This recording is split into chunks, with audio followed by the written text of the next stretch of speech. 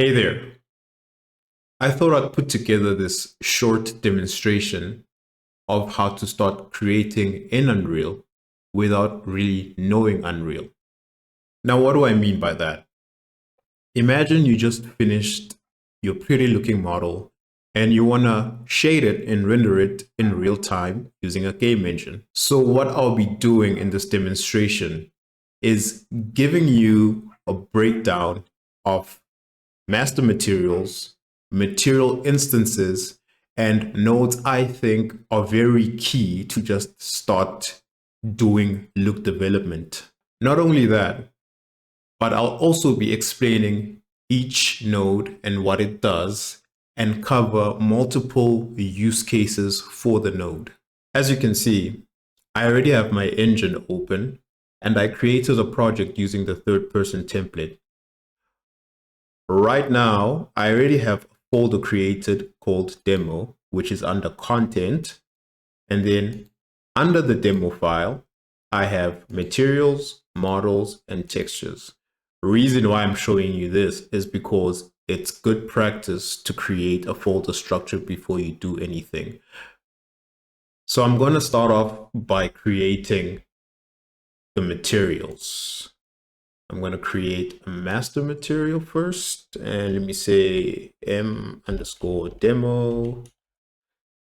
and then immediately right click and create a material instance.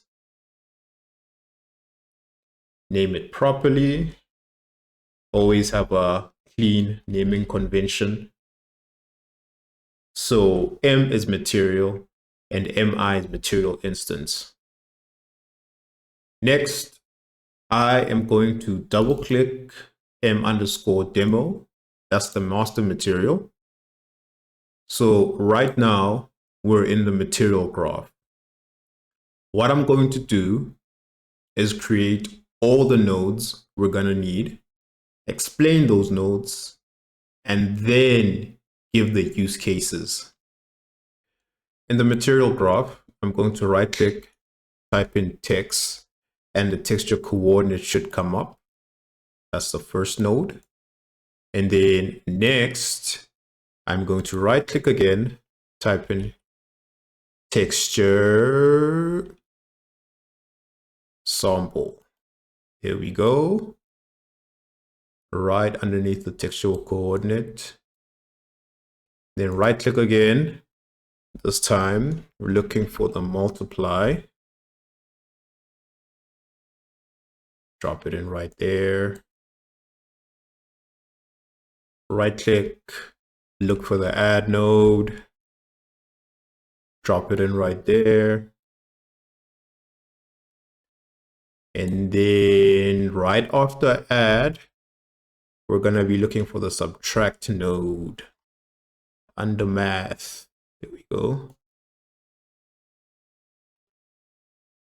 Actually, what I'm going to do is align these next to each other because they complement each other. And then we're going to look for divide.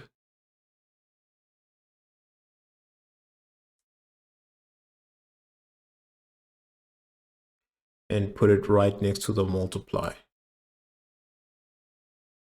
From there, we can start looking for our constants. Constant. This is our one-dimensional vector. And then right after constant, look for a scalar. Node. What you can also do is from the constant, right click the constant and then convert it into a parameter, and you still get your scalar.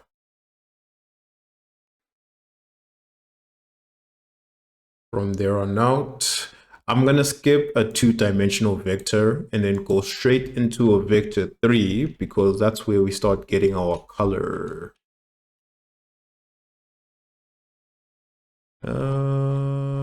Vector.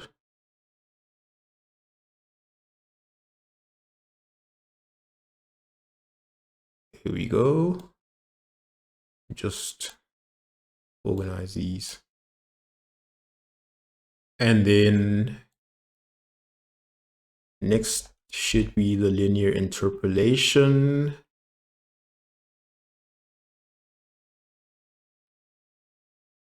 The lerp node. Right click again. There are a few, but they're not too overwhelming. Okay, power node. After the power node, we're gonna have the 1x, 1 minus rather. Sorry about that. And then a flatten normal node.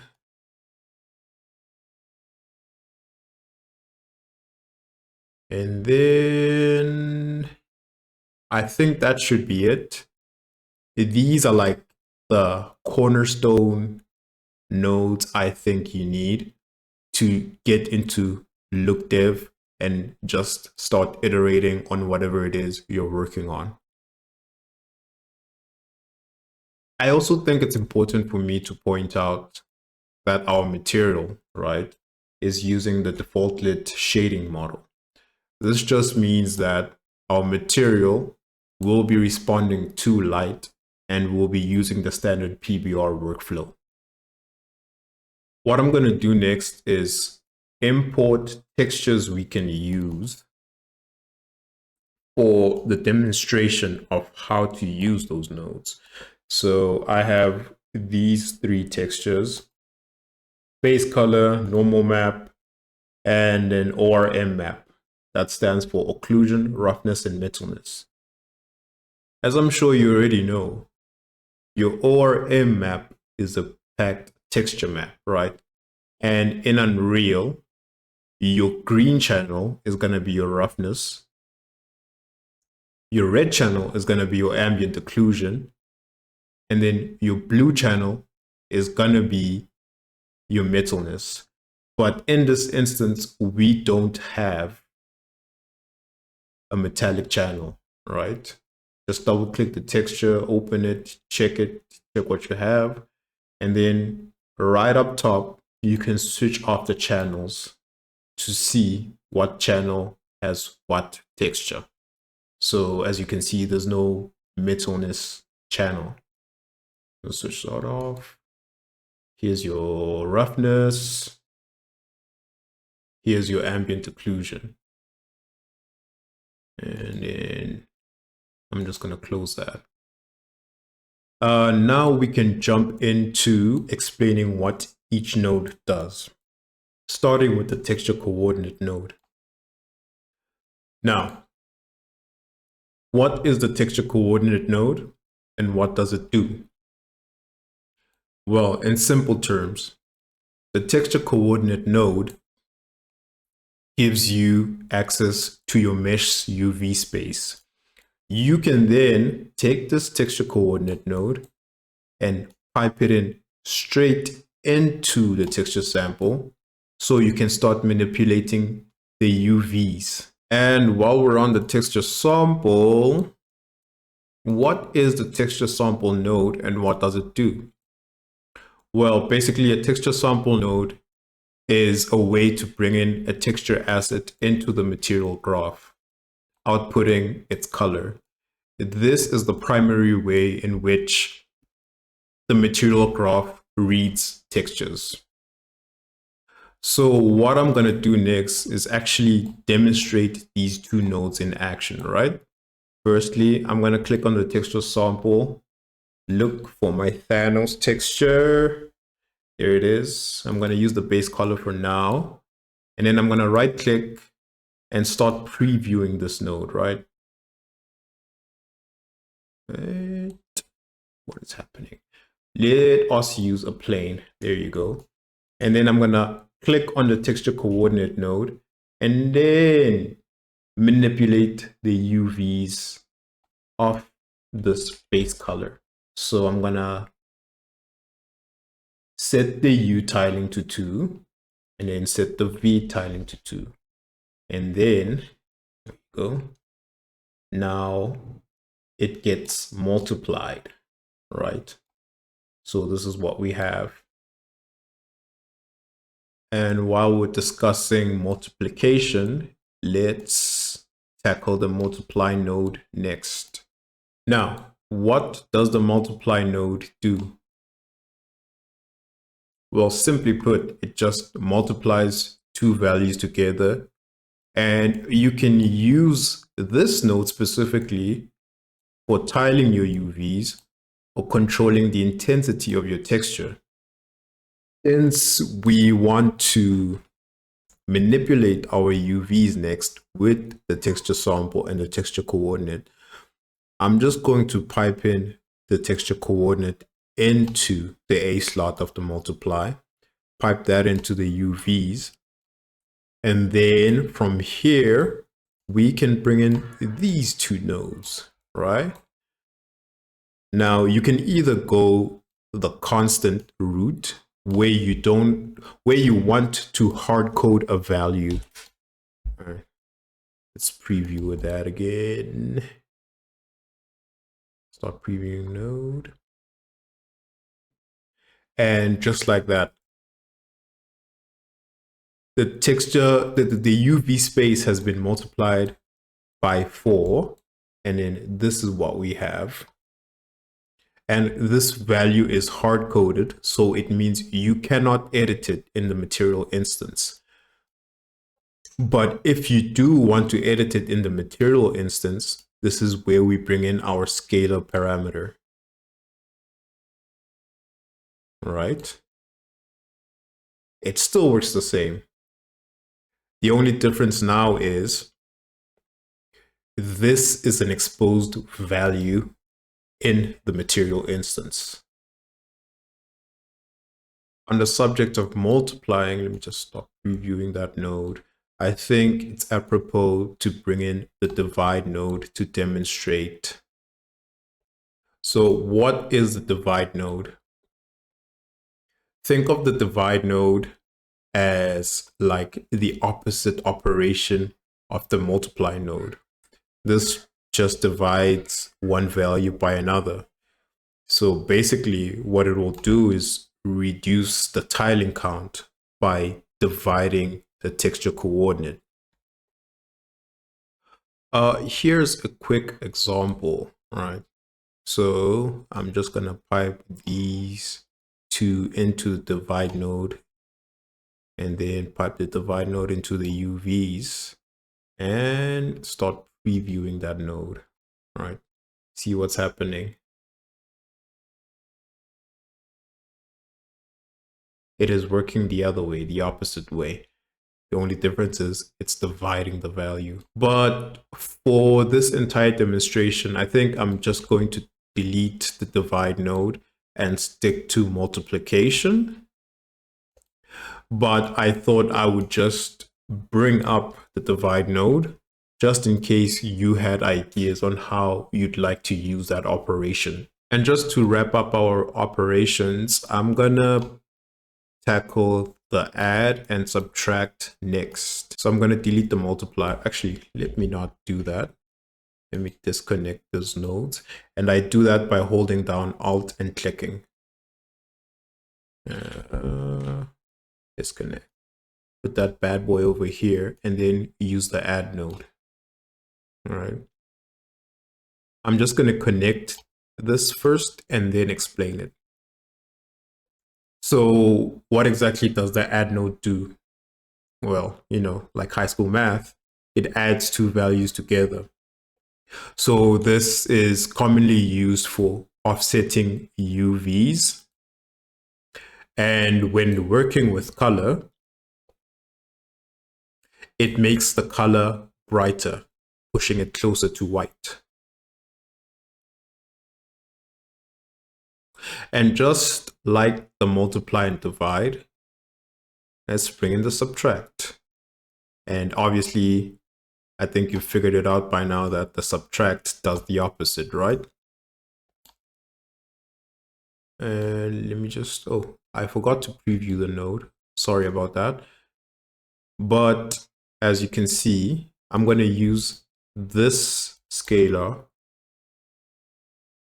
to offset. Let me say 1.2, and it starts offsetting it in the opposite direction. I'm just going to demonstrate the add node quickly. I'm going to select the scalar and then just move it. So as you can see, it starts moving upwards. And then I'm going to do the very same for the subtract. And as you figured out, the subtract is the opposite, like the multiply and divide is the opposite of add. So what the subtract does is it offsets the UVs in the opposite direction. And when working with color, it pushes the color closer to black. So since I'm subtracting from the texture coordinate, it's already moving the other way. So it's moving downwards now. I'm just going to stop previewing that. And then, for this demonstration, like the divide, I'm going to remove the subtract and focus on using the add only, all right? But in this particular instance, when working with UVs, I prefer tiling them. So I'm just gonna pipe in the multiply right there. Actually, before I delete the subtract node, let me just bring it right back so I can demonstrate it using color as well and not just offsetting. Oopsie, I spelled it wrong. Apologies. Subtract, math, subtract. Okay, I'm gonna start with the add, all right? And then I'm gonna bring in this vector 3. So now vector 3 is just 3 values grouped together. It's a 3-dimensional vector, all right? And in this demonstration, we'll just focus on using it as color. And let me just show you. So these 3 values can represent colors. So this is your red, 1 for red, right? And then the green and blue are 0. And then let's just 0 that out. 1 for green, full green, 0, blue. As you can see, right? That's your RGB. But anyway, I'm just going to add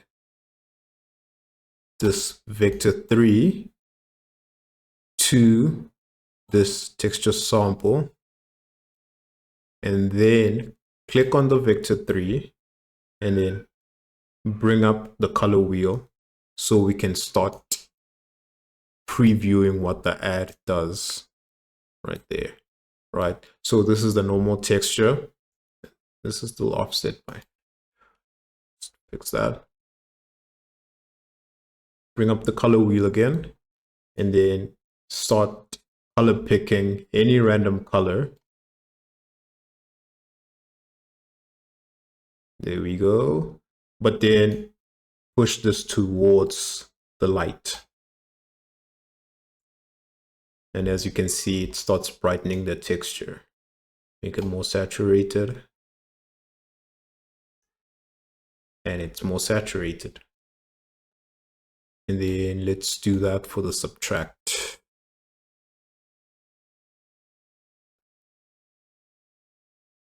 Start previewing the node.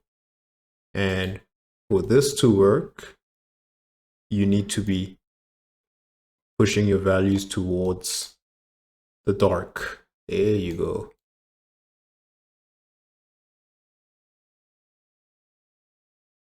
Right. So if you push it towards white, it just goes back to normal. For house cleaning purposes, I think I'm gonna delete some nodes. I'm gonna delete this constant, and then I'm going to delete this vector 3, and then I will bring them back in when I need them. Next, I think I'll tackle the power node. I'm just going to plug in the RGB into the power node. But before I demonstrate it, like what exactly is a power node and what does it do? So the power node raises a value to the power of an exponent. What this means is this is how you would control the values of your texture for contrast, right? And then if you have something like a mask, or not something like a mask, this is how you would determine how sharp or how soft the edges of your mask are. A quick demonstration of that. Let me just preview the power node. Okay, the exponent is 2. So that's how it looks, right? And then let me make the exponent 1. So the mask is back to normal. I mean, the texture is back to normal. And then make the exponent 4. Now it's extra contrasty, if that's a word. But I'm just going to set it to 1. And then I am going to copy the scalar parameter, paste it, and then plug it in here. Now I'm going to start renaming things, and let's say texture contrast. Oopsie, spelling mistake. Contrast. And I think for demonstrating the lerp node, I'm just going to bring in 2 vector 3s. Oh, there you go. And I'm going to copy this one, paste it in. And then I'm going to connect this one to the A socket, and this one to the B socket, right? And with the one in the A socket, I'm going to make red. And then the one in the B socket, let's make it blue, right? So this is what we have. So before I demonstrate it again, I'm just going to explain what the linear interpolation node does, lerp node. So basically what it does is just blend 2 values together based on a third value, which is the alpha, right? So if the alpha is 0, it would be fully red. And if the alpha is 1, it would be fully blue. And if it's in the middle like this, check this out. It blends these 2. So to tackle these last 2 nodes, the 1 minus and the flatten normal, I am going to copy this texture sample, Control C, Control V. And then with the texture sample selected, I'm going to go over to the textures, select the normal, plug the normal into the normal, after flatten normal. It's a lot of normals. And then plug the 1 minus into the flatness. Grab another scalar parameter, copy and paste it. Well, just paste it in this instance, right into the 1 minus. And with this setup, I can now explain and show you how these last 2 nodes work. I'll start with the 1 minus. So what does the 1 minus do? Well, the 1 minus is the simplest node of all, as it just flips a value, right? So for instance, if something was white, it becomes black. And if it was black, it becomes white. And the flattened normal node is very self-explanatory, as it does exactly what it says. It flattens the normal. So this means that if the value of the normal is 0, or of the scalar is 0, the normal map will be normal. If the value of the scalar is 1, then the normal map is completely flat. But this is why we're using the 1x, make that 0, 1x to flip the values around for the flatness, right? So now it means if the value is 0, the normal map is flat. And if the value is 1, let me just plug the flat normal into the normal right there. It means the normal map shows up. So this is how you can control the intensity of your normal map with these two, 1 minus and flatten normal. So in the interest of saving time, I just went ahead and connected everything. So here's our vector 3, joined it together with the base color texture sample using a lerp node. And then I have a scalar to control the alpha. We have our tiling connected into the base color, ORM, and normal. And then we have the color information plugged into the power node to control the contrast. There we go. And then I used the lerp node to create min roughness, max roughness, and the roughness, and then connected it to the ORM's roughness map, and then flatten normal, 1 minus normal strength, and then just connected everything into its respective slot.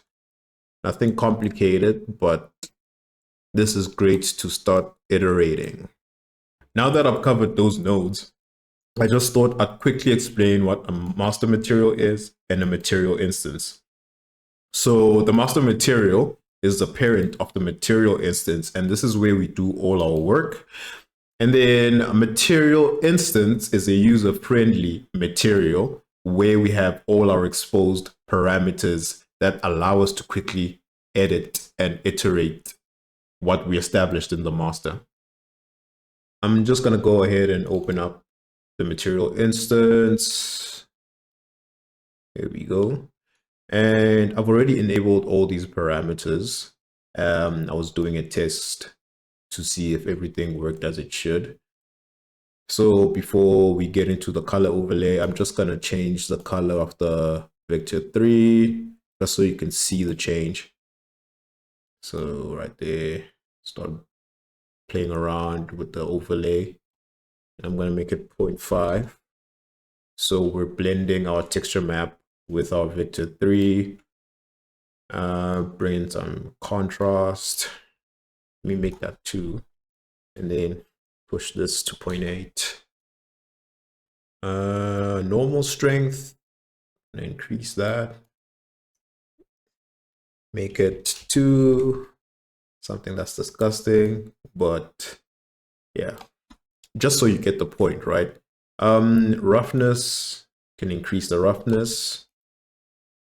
This roughness controls the alpha for the lerp node, say 0.5, between the max and the min. And then I'm going to make this 1 as well, right? And if I want to bring in more roughness, let me just decrease this to 0.1. Okay. Here we go. I don't know if you can see the raindrops. And then we can bring in the tiling as well. And then multiply by 4. And this is what we have. But you can play around with this, get whatever you want. And you only just need those nodes. As you can see, you can do a lot with these basic nodes without really getting lost in the technical sauce of Unreal. I hope this lesson helps you get started, and I look forward to seeing what you create. Until the next one.